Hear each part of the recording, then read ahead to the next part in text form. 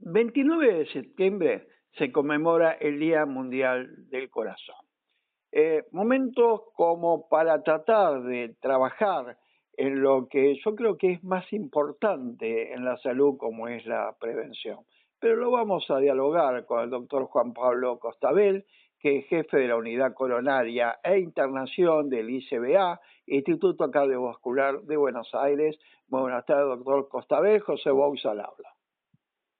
Muy buenas tardes, José, gracias por el llamado. Bien, como estaba comentando, hablar de prevención, yo creo que en ustedes está en la constante y en la constante hacerlo con cada uno de los pacientes, pero aprovechando este momento, ¿cuáles son los puntos principales que necesitan ser comunicados? Bueno, como tú has dicho, el objetivo del Día del Corazón tiene que ver con el cuidado de la salud cardiovascular. Y más allá de generar temor en relación al riesgo que todos tenemos de sufrir enfermedades cardiovasculares, sabiendo que las enfermedades cardiovasculares son la causa número uno que tenemos en el mundo, en hombres y en mujeres, de perder la vida e incluso de perder calidad de vida. El objetivo aquí está puesto, como vos bien dijiste, en la prevención. Y para entender la prevención, lo más importante es entender que la enfermedad se produce por principalmente la acumulación de colesterol en las paredes de nuestras arterias. Esa es la génesis de la mayoría de los problemas. Y cuando uno habla de colesterol en las arterias, enseguida lleva a ver cuáles son mis concentraciones de colesterol en sangre, ¿no? Que es lo que nosotros podemos medir. Y ese es uno de los factores que lleva al depósito de colesterol. Sin embargo, no es la única variable. Variables como cómo tengo mi presión arterial, si hago actividad física, si me mantengo en mi mejor peso adecuado, si fumo o no fumo, si controlo mi metabolismo, en donde la diabetes es uno de los grandes problemas, son los factores principales, más allá de cuestiones genéticas, que llevan a que hombres y mujeres tengamos colesterol en nuestras arterias.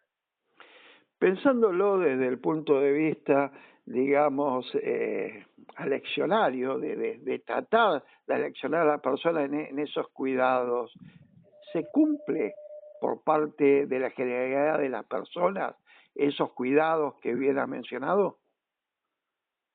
La verdad es que entendemos que nuestros estilos de vida modernos no van en línea con lo que nuestro cuerpo necesita, diría, ¿no?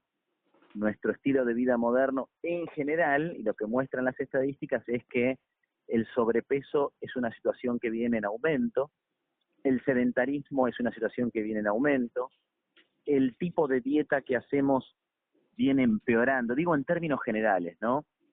Entonces, evidentemente, la forma de vivir moderna, actual, no es la más saludable de todas. Y es ahí donde creo que radica lo más importante del cambio que podemos hacer en nuestro estilo de vida, diría. Y estilo de vida tiene que ver comemos, estilo de vida es cómo cuidamos nuestro cuerpo, si hacemos actividad física, si nos movemos, si somos sedentarios, cómo dormimos y cómo nos controlamos. Entonces, realmente creo que necesitamos hacer un cambio. Ahora, el problema que tienen estas palabras es que son muy fáciles de decir, pero son extremadamente, a veces alguien me decía el otro día que eran como extremadamente abstractas. Es como decir, hay que ser bueno. Sí, todos sabemos que hay que ser bueno, pero ¿cómo hacemos para ser bueno, digamos, no? Entonces, de alguna manera tenemos que tratar de ir gradualmente cambiando nuestros hábitos, los nuestros y los de nuestros hijos, por decir así, porque y eso ya es algo que está estudiado, la adquisición de los hábitos se da en la niñez. Esos hábitos que uno tomó en la niñez son los que después uno entiende como rutinarios. Y ahí está nuestra mayor responsabilidad, cambiar nuestros hábitos hacia hábitos más saludables y la de nuestros hijos. La información de los especialistas en cardiología nos están diciendo que a partir de los 45 años en el hombre y los 55 años en las mujeres se presenta mayor riesgo cardiovascular. ¿Por qué motivo? Bueno, es un buen punto. A veces cuando ponemos puntos de corte arbitrarios que uno dice 40, 45 años, es algo que biológicamente no es del todo razonable, ¿no? Si estamos hablando de que la enfermedad es producto de una acumulación gradual en las paredes de nuestras arterias, no es que a los 44 no tengo riesgo y a los 46 estoy en el mayor riesgo. Es un continuo. Ese continuo hace que esa edad que usted dijo es la edad en donde el riesgo de sufrir eventos empieza a crecer a otra velocidad, por decir así. Sin embargo, esa génesis de la enfermedad que tiene que ver con esa acumulación de colesterol ocurre desde 10 o 20 años antes. Entonces, no es necesario esperar a los 40 o 45 para cambiar estilos de vida, hay que hacerlo antes. Sí es necesario cuando ponemos edades para decir, bueno, ¿cuándo me empiezo a hacer controles para saber cómo está mi cuerpo? Y los 40, 45 parece razonable e imprescindible que ahí comencemos. Sin embargo, hoy por hoy recomendamos que a partir de los 20 años todas las personas se midan una vez la presión arterial y que midan una vez sus niveles de colesterol en sangre, porque podemos detectar trastornos del orden genético que hacen que la enfermedad tenga otra velocidad de progresión. Las estadísticas nos están informando que hay alrededor de 100 infartos agudos de miocardio por día.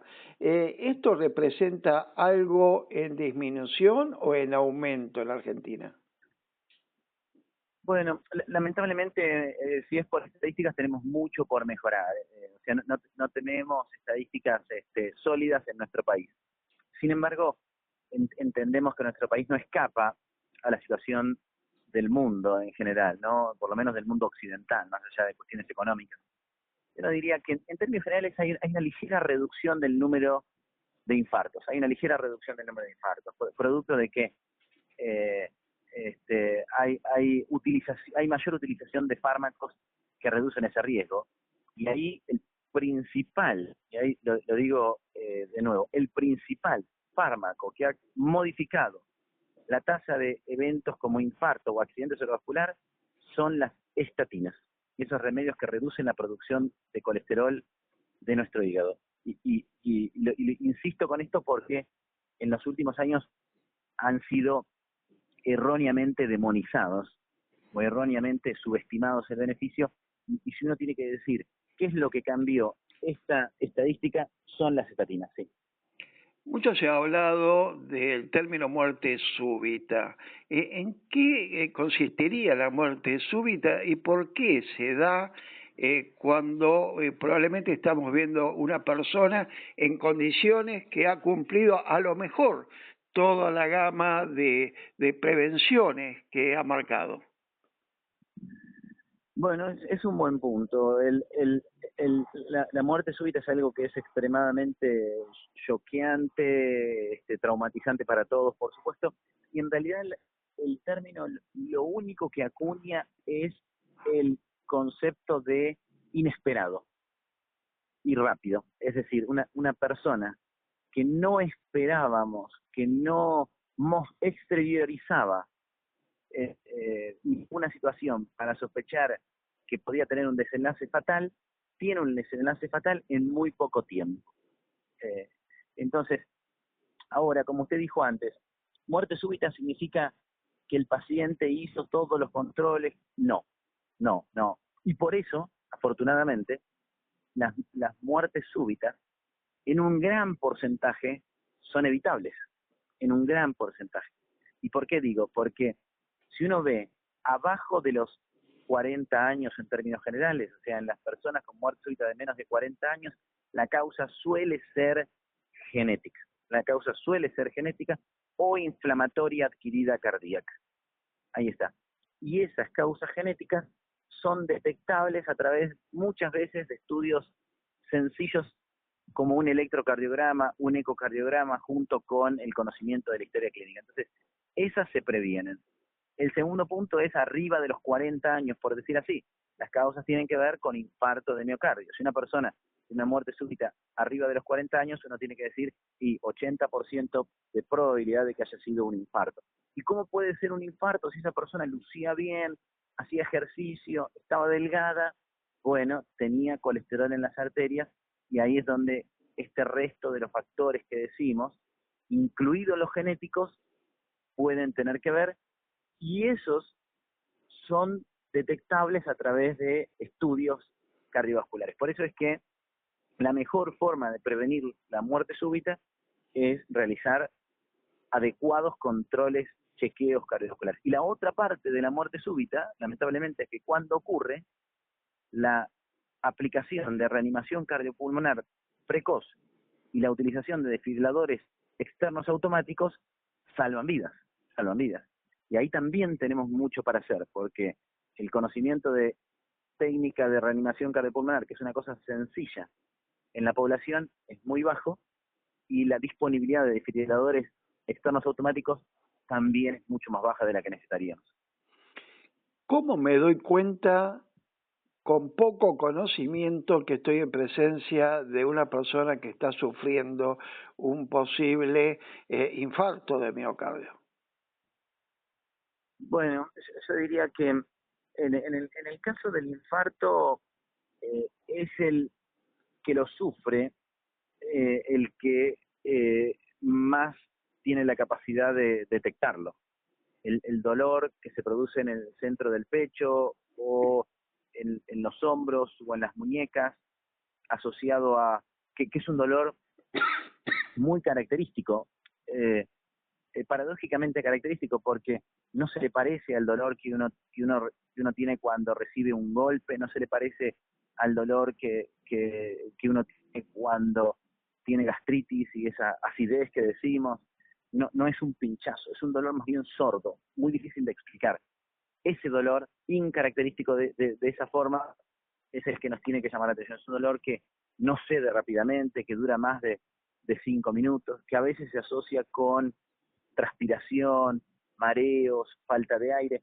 Ese es el que, frente a ese síntoma, es que necesitamos activar rápidamente el sistema de emergencia, llamar a la ambulancia, a la que tengamos disponible. O si tenemos una cobertura médica, la de la cobertura médica, o las ambulancias públicas del SAME, que funcionan muy bien.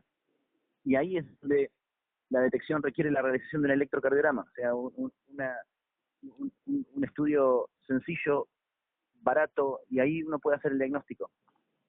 Y a partir de el diagnóstico precoz, el tratamiento precoz reduce completamente el impacto que tiene ese infarto. Imagínense que el infarto se produce porque la arteria del corazón se tapa y deja de llevar oxígeno. Cuanto más tiempo esté tapada, más es el daño que le genera al músculo, más es la secuela que deja, más es el riesgo de arritmias, más es el riesgo de muerte. Finalizando este diálogo, yo suelo dejarle los minutos finales a los especialistas para que puedan transmitir lo que les quedó pendiente, porque normalmente los comunicadores tratamos de preguntar lo que a nosotros probablemente nos interese, y el especialista necesita comunicar mucho más que eso. Bueno, creo que teniendo en cuenta lo prudente de sus preguntas, hemos abarcado todo el espectro. El primer punto es: la enfermedad cardiovascular es prevenible. El estilo de vida hace la mayor parte de eso. El estilo de vida hace la mayor parte de eso. Lo podemos cambiar y adquirir hábitos despacio, hábitos que sean saludables, que tienen que ver en cómo comemos, y tratar de aumentar el contenido de frutas y verduras en nuestras comidas, disminuir el contenido de hidratos de carbono, hacer actividad física, tratar de mantenernos en nuestro mejor peso, descansar bien. Esos son los factores. Evitar tóxicos como el cigarrillo. Y el segundo punto es realizar controles cardiovasculares para ver si los esfuerzos que estoy haciendo son suficientes, si hay cuestiones del índole genético que requieren un tratamiento distinto, si necesito utilizar alguno de los fármacos que reducen el riesgo cardiovascular. Entonces, la combinación de pensar en nuestro estilo de vida y utilizar controles cardiovasculares es lo que va a hacer que realmente el infarto cambie. La medicina, afortunadamente, ha evolucionado un montón, Y hoy, con un diagnóstico rápido y un tratamiento oportuno, la mortalidad de los infartos ha bajado a niveles cercanos al 4 o 5%, cuando en Argentina seguimos teniendo una tasa de mortalidad vinculada a los infartos más cercanas al 8 o al 10%. Y eso no tiene que ver con que no tengamos acceso a recursos, tiene que ver con que no los utilizamos de manera adecuada. Así que hay mucho por hacer en todos los índoles, pero el panorama es muy positivo. Doctor Juan Pablo Costabel, muchísimas gracias. Muy buenas tardes. Muchas gracias por darnos el tiempo de hablar de ese tema tan importante para la audiencia. Que esté muy bien.